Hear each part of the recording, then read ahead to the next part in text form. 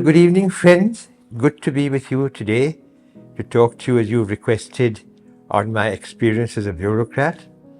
I joined the service, the IAS, in 1968 after a short spell as an assistant lecturer in St. Stephen's College in Delhi in my favorite subject, which was history, which became my favorite actually because I selected it with a particular purpose of taking the IAS exam. And although I enjoyed being a lecturer in history, and was in two minds, in fact, when I got the offer to join the civil service, I always thought one could go back to lecturing, whereas one couldn't give up the idea of joining the service. Now, the year that I joined the service was 1968. And that is important because the India of 1968 was not the India that we see today. Today we are a vibrant, dynamic, democratic, forward-pulsing nation, a world leader in many respects and aspiring to leadership in many others. In those days we were an infant comparatively. Imagine, it was just about 20 years after our independence. I myself was a young man of 21 years of age. And because of our history of freedom and the very tragic development of partition upon independence, I felt motivated to try and participate in building this nation. The concept of India's nationhood, I think, was much wider and more nascent than it is now. I can certainly take pride in having been part of that generation, which contributed to, in many ways, what India is today. I can also see the direction that India is now taking and the dangers that pose themselves and will pose themselves as we grow as a nation, as a power, as a world entity. And the promises that we can deliver, not only to our own people, but to the world. I have always seen my country, which is India, as a beacon light in many ways to the rest of the world. Look at the European Union, for example. A union, one of which countries which is not in the part of the European Union, but is geographically a part of Europe, which is England, which actually ruled over us in the very bleak years of colonial imperialism.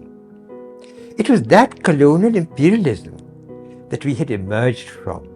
And the IAS was a direct successor to the ICS, which was the exploitative entity created by the British in order to secure the empire for the Queen or the King who happened to be ruling at the time. So do I mean that the IAS was the leftover of some imperial service and therefore was now no longer worthwhile? No, because it had been from developing from an old system of governance to a new democratic system, you had to have, and that is Sardar Patel had foreseen, that you had to have an entity which acted as, it was described then as a steel frame. And perhaps at that time it was a steel frame because India was so diverse, so contradictory, so conflicting. As I said, it had just emerged from a partition, and a most brutal partition, perhaps one of the most brutal partitions that had taken place anywhere in the world, and taken place on religious grounds, which in my view was entirely misplaced, entirely in contradiction to our history of thousands of years. But that happened, there's no point in going into that. But here was this entity, the civil service, set to lead India into a new age. Has it done so? Now, this is not for me to judge. It is for you to judge. I don't believe it has. I believe that it has failed in many respects. But as a profession, it is certainly the worthiest of any profession anywhere. That is because there is so much authority, so much opportunity allowed to a civil servant in the existing infrastructure, maybe because it's the hangover of an imperial infrastructure, that there is a great deal you can do. There's also a great deal of harm that you can do, because any concentration of power gives that opportunity. And the district magistrate, today's district magistrate, collector or deputy commissioner or whatever you may call him, the different names in different states, is the direct successor of the Mughal Amal Guzar. The British had no such system in England.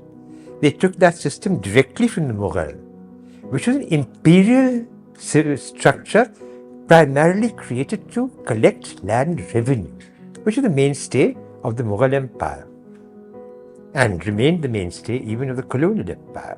Of course, buttered with outright exploitation, which reduced our country from being the world's leading exporter, dominating world trade, even during the decline of its political rulers. It made that into the poorest, one of the poorest countries in the world, from which we have been able to break out only with a great deal of difficulty. But now then, I was a part of this whole process. And whether I used my career to strengthen the processes which would strengthen India as a nation, as a spiritual inspiration, as a model of nationhood and model of growth, this is now for the others to judge, not for myself. But I have had, during my service, opportunities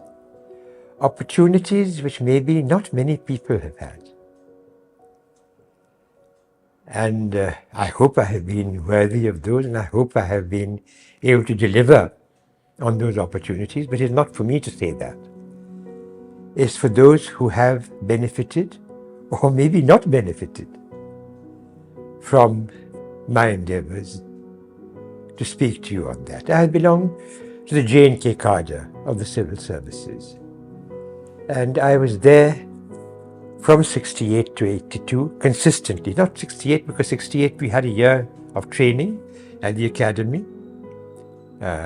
My time in the academy was well spent. I made very firm friends in the academy.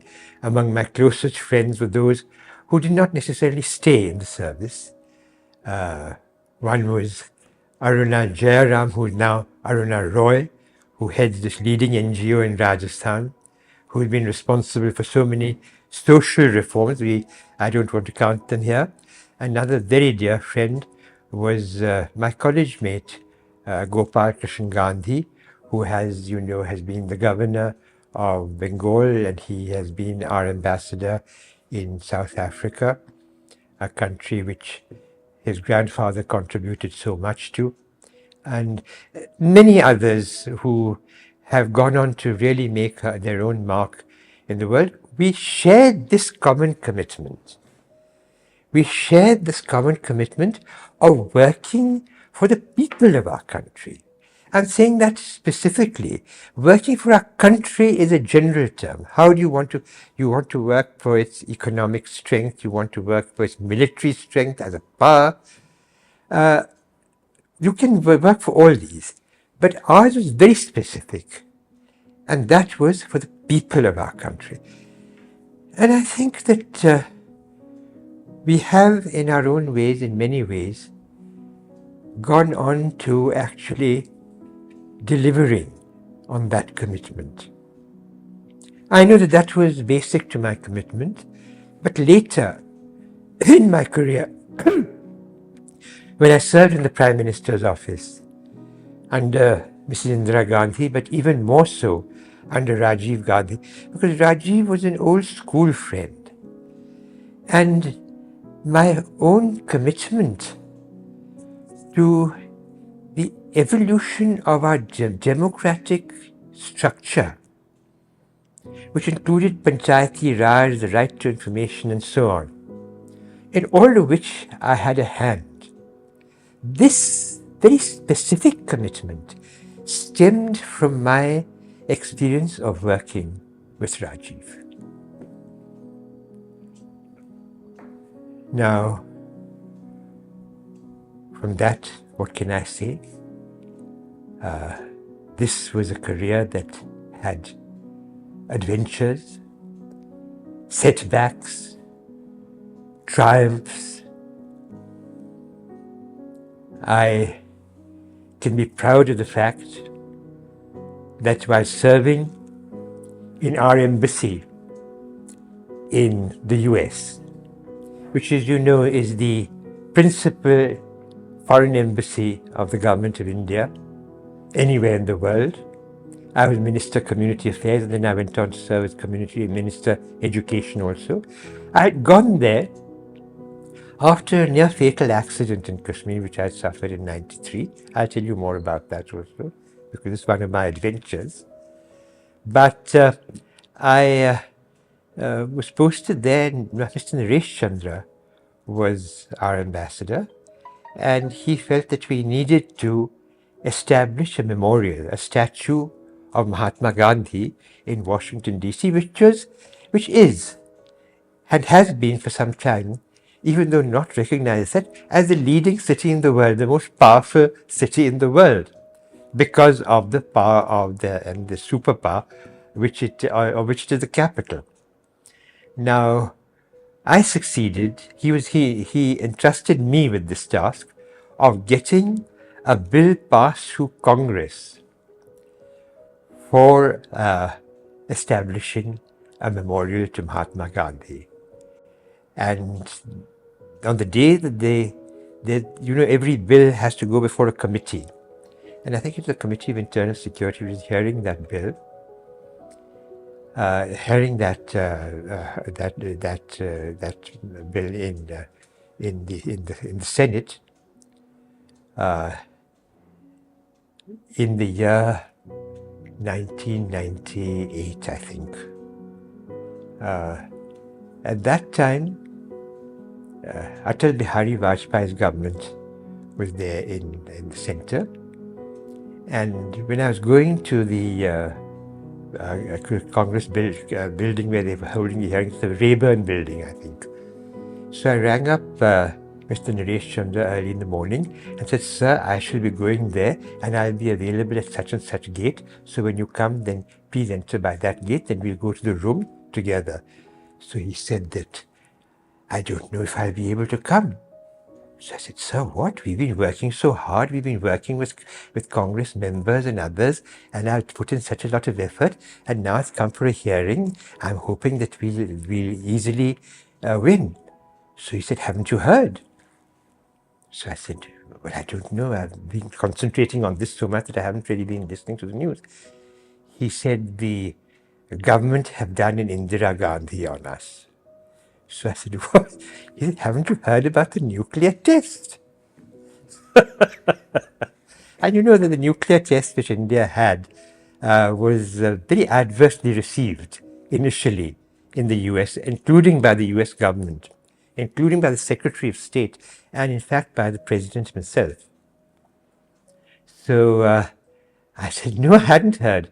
So I said, but then I said, I summoned my mind again. I said, "But sir, the question is that while there has been a nuclear test, what we can project is that we are capable of this. But what we would like to stand by is our tradition of Mahatma Gandhi, which is peace for all.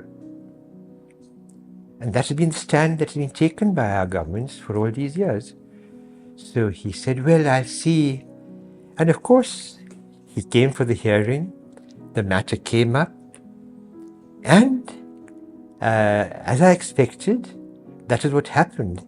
Repeatedly, one after the other of the speakers of the US Senate who got up to speak said, we have to pass this bill because this is our message, the message of the Senate to the government of India, that although you have become a nuclear power, we urge you to stand by the tradition of Mahatma Gandhi, and therefore we will have. So that memorial is there, and I take personal pride in seeing that memorial there. The other interesting thing about the memorial is, and I don't think many people know about this, when we were designing our memorial, I took the pains to measure. You know, there's a statue of Winston Churchill outside the British Embassy, the UK Embassy in the US, and it's on Massachusetts Avenue, on which our embassy is also located. But our embassy is located at a lower level. The road, Massachusetts Avenue, slopes down towards the Indian Embassy. So what I did was that I went and measured it and took into account the elevation of Churchill's statue and made sure that the statue of Mahatma Gandhi was at a higher level than the statue of Churchill. And where Churchill is standing with his gesture of victory, Mahatma Gandhi is standing striding with his staff towards Winston Churchill. So I thought that had an irony of its own. Not many people know that, but I have that satisfaction also. Well, those were achievements. But in my career, I served, as I said, in the US. I served in J&K. I served in Lakshadweep, close to where you are. I served as the director of the Lal Bahadur Shastri Academy of Administration under Mr. Atal Bihari Vajpayee's government, when my own very close friend, virtual brother, Mr. Jaswant Singh, was minister. He held various positions, finance minister, minister of external affairs, defense minister, and so on. He was virtually like a brother to me because he was a trainee of my father's who had set up the National Defense Academy in Khadakwasla. And Jaswant Singh, as you probably know, was a military officer. He started his career as an army officer and was a very good horseman. And my father had this reputation for favoring the horsemen and the cricketers among his cadets. But anyway, that's another story. But in all these places, there is something that I treasure and something that I value. And I hope that the people in these places where I have served also have comfortable memories of my working with them. I know that the people in Lakshadweep, I went there many, many years later. I served there in 1987, 1990. And I went there in 2002, 2003. I still found these rat catchers and others, ordinary folk, who, when I told them who I was, would ask whether I was the same person who had been administrator.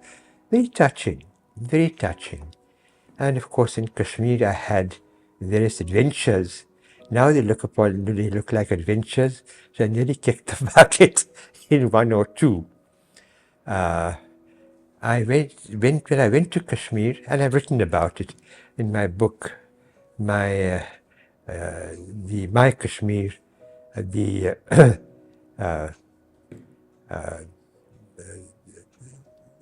My Kashmir, which is the first version was published out of the USIP, which is conflict and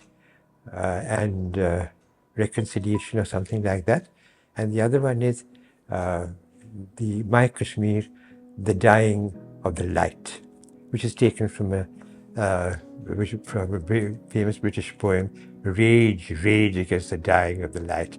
Now, the Reason why I've called it the dying of the light, because Kashmir has lost a great deal during this whole process.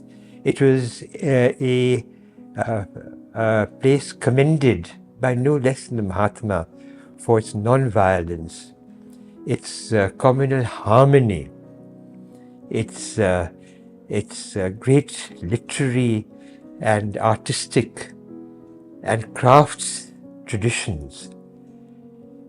And today it is a name taken which is synonymous with terror, partition, conflict,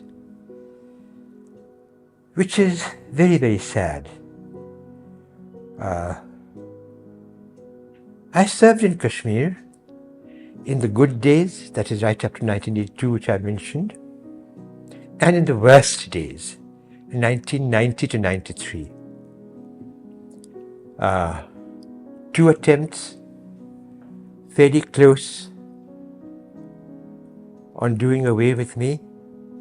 In one, I, of course, was not injured, but the DSP who was with me, we'd gone to the Jame Masjid to supervise the arrangements for the coming Eid celebrations, and were then fired upon by a group of terrorists. And the DSP traffic, in fact, we'd only gone to regulate the traffic arrangements. The DSP traffic, Mr. Scholl, was actually killed. And I think that I hadn't proceeded on that road which the chap expected me to go on, and he pursued me with a gun because I was bumping over a fence to get away from him. And my security had all fortified themselves in one of the shops with the shutters down. So I was without security, and there was a chap chasing me, and he was stopped. Because I think the intention of those who had actually assaulted me was to kidnap me. It wasn't to kill me. But this chap who had been sent to do the kidnapping had opened fire because he found me going by a different route, so he thought he'd kill me and get away with it. That chap then caught hold of him, and he was a chap who became famous as a leading. I won't take his name. He's now passed away, but in fact I owe him my life because he stopped that chap and he said, "What are you doing?" And I managed to get away with only a torn trouser, and then of course rushed with Scholl to the hospital, but Scholl unfortunately was already dead. The second event was when a truck rammed into the car in which I was traveling, and this was at a time that Hazrat Bal, the premier Muslim Sufi shrine in Kashmir, there were certain militants inside the shrine and a large number of civilians. It was brought under siege by the BSF in order to flush the terrorists out. And I was negotiating to ensure that they surrendered without any damage to the shrine. And during that, as the negotiations concluded, there was a truck which rammed into my car as it was returning from the governor's house. I was with General Zaki, who was advisor. And the car turned turtle and then landed on its wheels. And I was on the way side, the right side, from which the truck had rammed it. It was a bulletproof car, but the whole right side of mine was, and you will notice that I have still the remains of facial palsy, but it's now been nearly 23 years, I think. How many? 33 years. And I have a bad vision in one eye. But I must say that I have been able to recover. I have been fortunate in doing that.